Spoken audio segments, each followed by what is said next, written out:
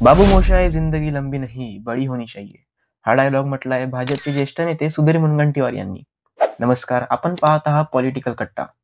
मंडळी, महाराष्ट्र विधानसभा निवडणूक झाली, निकाल लागला। यात स्पष्ट बहुमत महायुतीला मिळालं। महायुती सरकारने सत्ता स्थापनेचा दावा करत 5 डिसेंबरला 3 मुख्य नेत्यांचा शपथविधी पार पाडला। त्यात देवेंद्र फडणवीस यांनी मुख्यमंत्रीपदाची शपथ घेतली व एकनाथ शिंदे आणि अजित पवार यांनी उपमुख्यमंत्रीपदाची शपथ घेतली। यानंतर चर्चा सुरू झाल्या ते म्हणजे कोणाला किती मंत्रिपद मिळतील।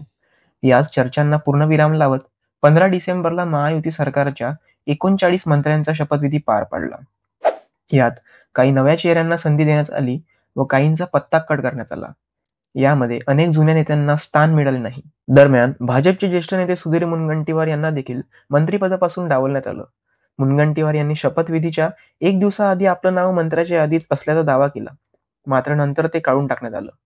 मुनगंटीवार हे चंद्रपूरच्या बल्लारपूर मतदारसंघातून आमदार आहेत। हे 7व्यांदा आमदार झालेत, 3दा चंद्रपुरातून तर 4 वेळा बल्लारपुरातून। मंत्रिपद न मिळाल्याने मुनगंटीवारांच्या कार्यकर्त्यांमध्ये नाराजीचा सूर दिसून येत आहे। याच पार्श्वभूमीवर त्यांच्या समर्थकांनी चंद्रपूर ते नागपूर पदयात्रा देखील काढली। चंद्रपूर जिल्ह्यात 6 पैकी 5 आमदार हे महायुतीचे आहेत व 1 आमदार महाविकास आघाडीचा आहे।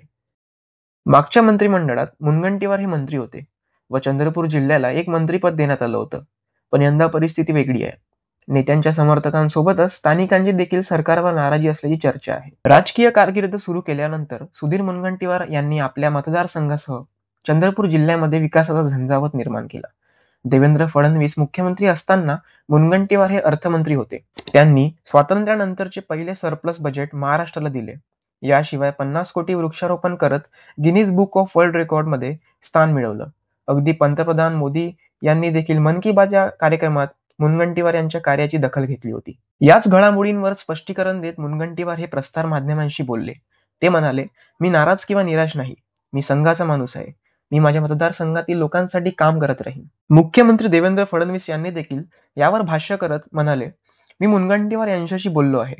ते ज्येष्ठ नेते आहेत, नेतृत्व त्यांच्यावर कोणतीही जबाबदारी सोपवू शकते।